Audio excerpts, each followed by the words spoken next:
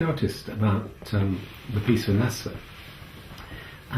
it just seemed to be focused on things that have really mattered to you. Of course. Yeah. Mm. You're going to ask me what really matters to me, aren't you? Yeah, that would be good. Yeah, could you talk about that? Or? What really matters to me? Yeah. Oh gosh, I wish I'd thought about this in advance. Goodness me, where do I start?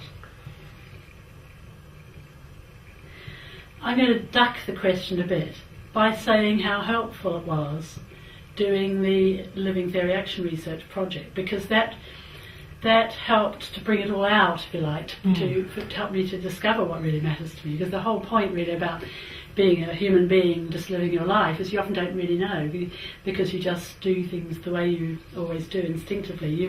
I didn't necessarily really know what really mattered to me.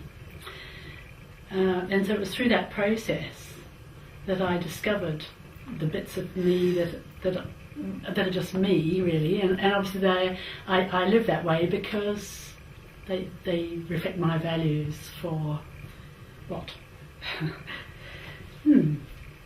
What are my... Yes. I was reading it was just a paper that was due to be read this week in our Centre for Socioculture and Activity Theory, and it's by this guy, I'm not sure if I pronounce his name right, someone like Joan Walton, and he's coming as a visiting scholar, I think, to the university next month.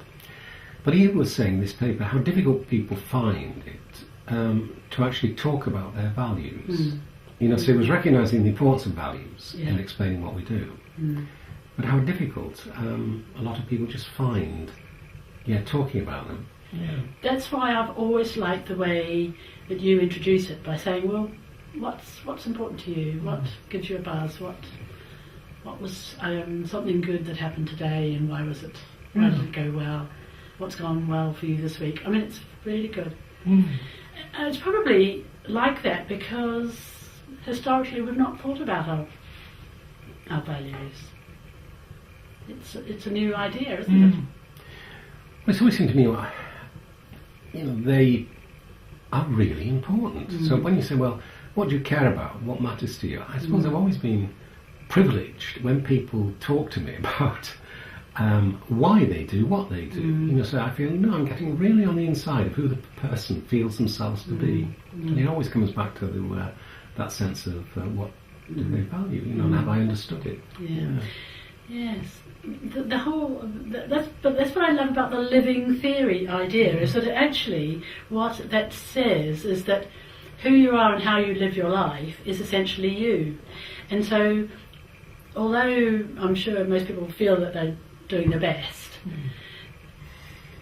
unless you actually look at it, you don't know what it is that you're doing as your best. And for me, I really didn't know. I had no idea. I just knew I was very focused about wanting to work better with parents and children, but I didn't know why, except I'd identified some things I didn't like that were happening, which was, of course, the opposite of what I value, I suppose, but I didn't realise that at the time.